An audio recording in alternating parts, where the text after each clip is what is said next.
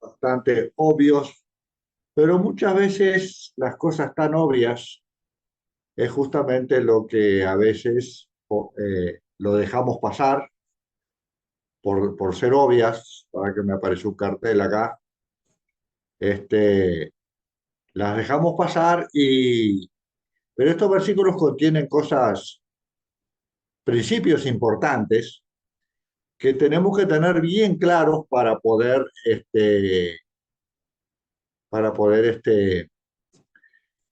entender cómo vivir, cómo estar en el reino de Dios, en el cuerpo del Señor. Que a veces da la impresión que algunos de nosotros no hemos logrado entender para qué estamos en el cuerpo, a qué fuimos llamados, porque andamos por ahí flotando, sin encontrar un lugar y a veces sí, sin siquiera buscar un lugar. El pasaje que elegí para ver en el día de hoy fue, como les dije, muy conocido. Primera de Corintios 12. Vamos a estar leyendo del versículo 4 al 11. Primera de Corintios, capítulo 12, versículos 4 al 11, dice: ahora bien, hay diversidad de dones, pero el Espíritu es el mismo. Y hay diversidad de ministerios, pero el Señor es el mismo. Y hay diversidad de operaciones, pero Dios, que hace todas las cosas en todos, es el mismo.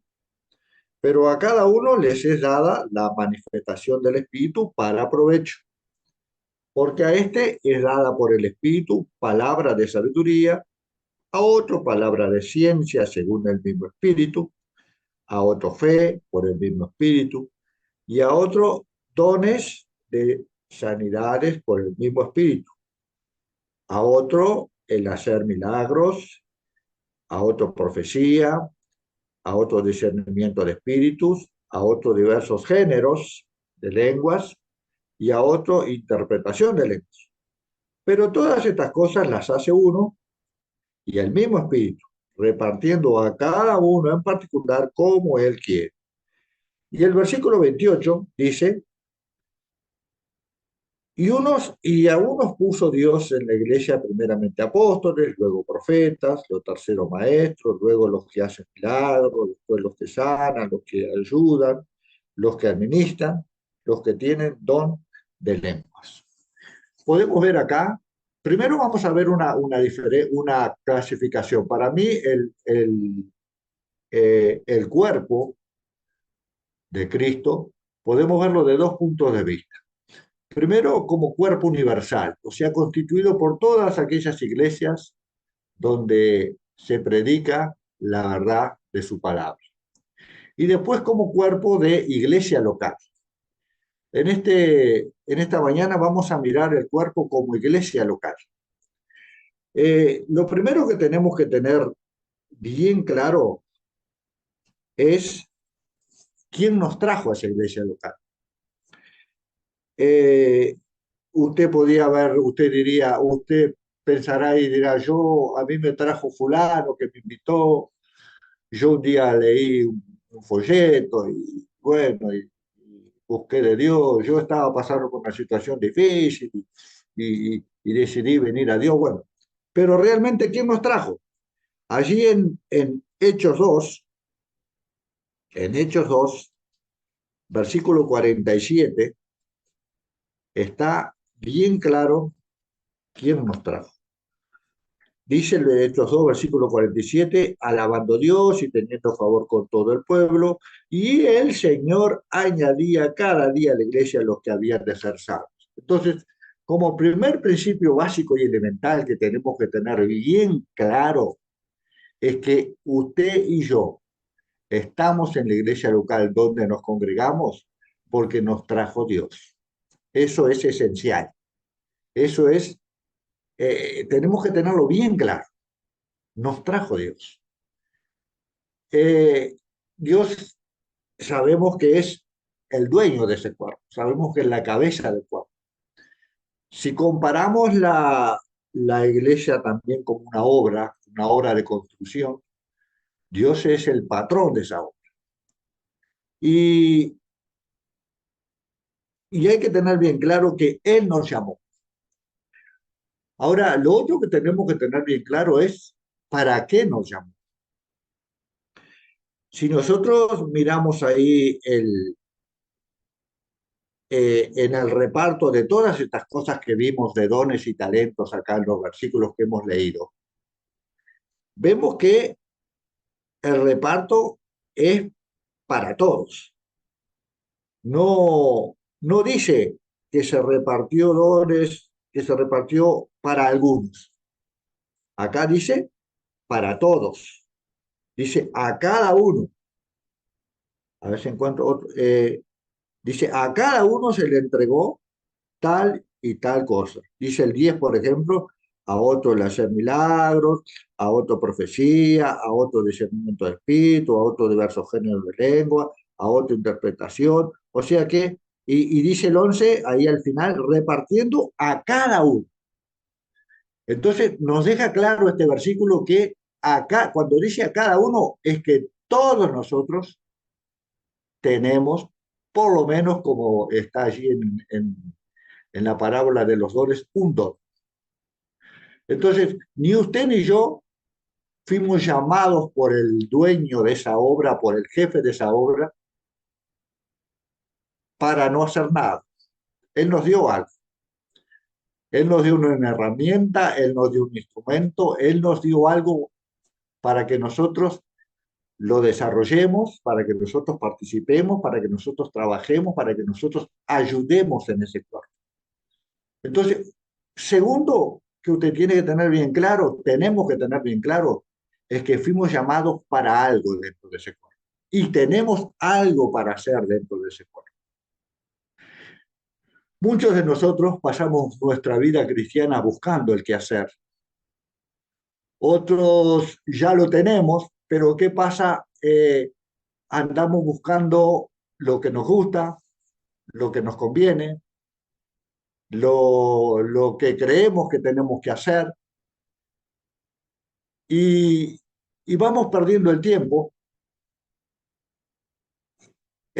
pasa y nuestros dones se van llenando de polvo y pasa el tiempo y no hacemos nada.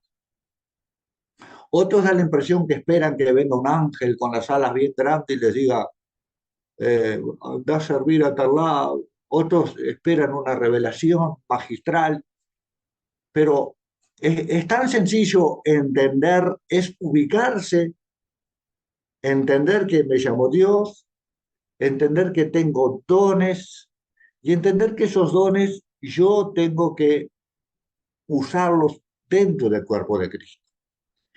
Pero si yo busco mi comodidad, si yo busco lo que creo conveniente, si yo pongo excusas, no que el pastor nunca me da lugar, que la hermana de oración nunca me llama, que no sé qué, que no sé cuánto, bueno, si empiezo a poner excusas, evidentemente que no voy nunca a disponer mis dones para el servicio del cuerpo de Cristo. Pero entendamos que somos necesarios. Aún el más pequeño de nosotros es necesario. Hay dones que son visibles, hay dones que no son visibles, pero tanto los visibles como los no visibles son importantes. Ambos son importantes. Por ejemplo, el llevar la palabra a la predicación es un don visible. Se ve al pastor, a la persona allí predicando, pero el del servicio, por ejemplo, a veces entramos al templo, el templo está limpito, está sin polvo, está con adornos florales. Nos hemos preguntado un día, ¿quién hizo eso? ¿Quién puso esas flores? ¿Quién barrió este piso? ¿Quién sacó el polvo del asiento donde yo me puedo sentar cómodamente sin mancharme la ropa de polvo? Bueno, quizás fue un hermano que con el don de servicio encontró su lugar ahí y está sirviendo de esa forma. Y quizás usted nunca se entere o se entere de casualidad quién es el que hace eso. Ahora, porque el servicio del hermano o porque lo que el hermano hace no sea visiblemente, no sea visible, a los ojos de todos nosotros, no quiere decir que no sea importante. Porque imagínense si nadie limpiara la iglesia. Teníamos que entrar apartando las telarañas, teníamos que sentarnos en el polvo, tendríamos que, ¿se imaginan? Como decimos en Rivera, una tapera aquello, ¿no? Imposible entrar ahí. Sin embargo, ese hermano o esa hermana entendieron que ese es su don y lo dispusieron así para servir. Y quizás sea algo, entre comillas, insignificante, pero no es insignificante, es sumamente importante.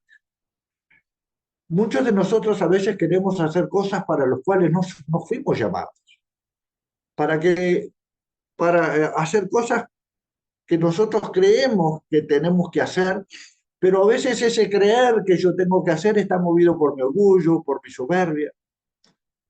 No quiero limpiar porque es poco para mí, me parece que yo me preparé para más, tengo cursos, tengo esto, tengo aquello, entonces no voy a estar limpiando, no voy a estar... Y empezamos con esas cosas y hay un dicho que dice, quien no ocupa su lugar a alguien se lo ocupa. ¿Y qué pasa cuando yo no asumo mi lugar en el cuerpo? Estoy sobrecargando a otro hermano que tiene que hacer mi tarea. Si cada uno de nosotros asumiera su lugar en el cuerpo como debe asumir, marcharíamos como un relojito. Automáticamente todo marcha y para nadie sería pesado nada, porque yo no tengo que estar haciendo la tarea del otro, porque el otro está haciendo su tarea. Ahora, cuando el otro no hace su tarea, allá tengo que estar haciendo yo mi tarea. Y yo a veces, estamos en un tiempo donde escasean, por ejemplo, el pastorado. Y uno dice, ¿qué será que el Señor no está llamando? ¿Será que el Señor dejó de llamar a pastores? No, el Señor no dejó de llamar a pastores. Lo que pasa es que vivimos en un mundo donde nos cuesta asumir responsabilidades, donde queremos tener una vida light, donde no queremos que nos compliquen mucho, porque ya si me pongo a hacer algo en la iglesia ya se me va a complicar. Ah, no, el pastorado no, porque me reviento la cabeza con la gente, ¿viste? Vos, que no sé. Bueno, hermano, quizá el Señor siempre me viene a la memoria un hermano que conozco, que lo quiero mucho, que él me dice, no, Daniel, yo me gusta viajar, ayudar a iglesias chiquitas. Digo, es fácil lo tuyo, ¿no? A estar flotando sin responsabilidades, dando una de ayudador, pero digo, ¿no será que tu don es el pastorado y no tenés que asumir esa responsabilidad? Pero a veces no la queremos hacer. Entonces, todo eso perjudica, enlentece el crecimiento y el funcionamiento de tu iglesia local. Recuerden a Tabita, ¿no? Que Tabita había encontrado con la costura, Tabita había encontrado la forma de bendecir a sus hermanos. La prueba es así que cuando falleció Tabita, todo el mundo lloraba porque Tabita había sido una persona ejemplar en el servicio. En el anexo ahí de la iglesia del Cerrito, en el Borro, cuando estuve ahí un tiempo trabajando, había una hermana de 85 años. Eh, Era un lugar muy pobre, donde no teníamos mucho dinero para comprar cosas, y vieron que en los cumpleaños por ahí uno siempre regala una cosita, y bueno, nosotros no teníamos nada. Y la hermana trabajaba con ese papel no sé cómo se llama, un papel, eh, un tipo de calco, ¿no? Y ella hacía una especie de repujado y tenía una letra hermosa. Y ella encontró su lugar. Cada cumpleaños usted tenía un regalito de un marcador hecho con amor y bien hecho por esa hermana de 85 años. Que usted diría, ¿qué tiene una persona de 85 años para hacer en la iglesia? No puede hacer más nada. Pues esa hermana había encontrado ese lugar ahí. Entonces, es tan sencillo, hermano, es tan, yo diría que tendría que ser hasta normal que usted encuentre su lugar. Nadie llama a nadie por llamar. Todos tenemos en el cuerpo, ya lo vimos, a todos se nos repartió algo. Si vamos allí a la parábola de los dones, dice que el Señor vendrá y nos preguntará, ¿qué hiciste con lo que yo te di?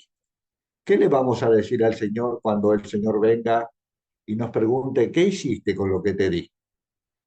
Y usted diga, o yo diga, no, lo que pasa que, bueno, no van a haber excusas, hermanos.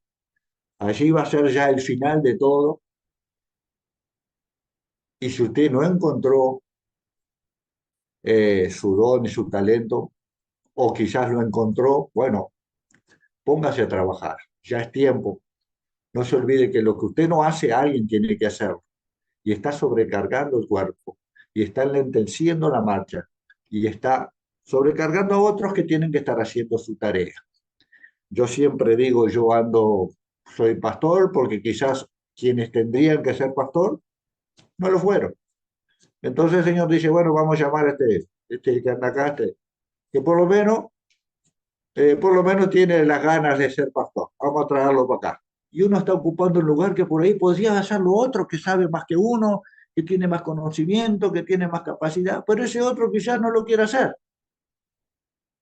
Y tendría que hacerlo él. Bueno, entonces el Señor dice, vamos a llamar a este que anda acá, a este pobre desgraciado, vamos a ponerlo pastores, porque por lo menos tiene la voluntad de hacerlo, y, y aquel que tiene que hacerlo está allí con su herramienta nuevita, no la ha usado todavía, es como llegar a una obra, le dan una pala para usar y usted nunca la usó.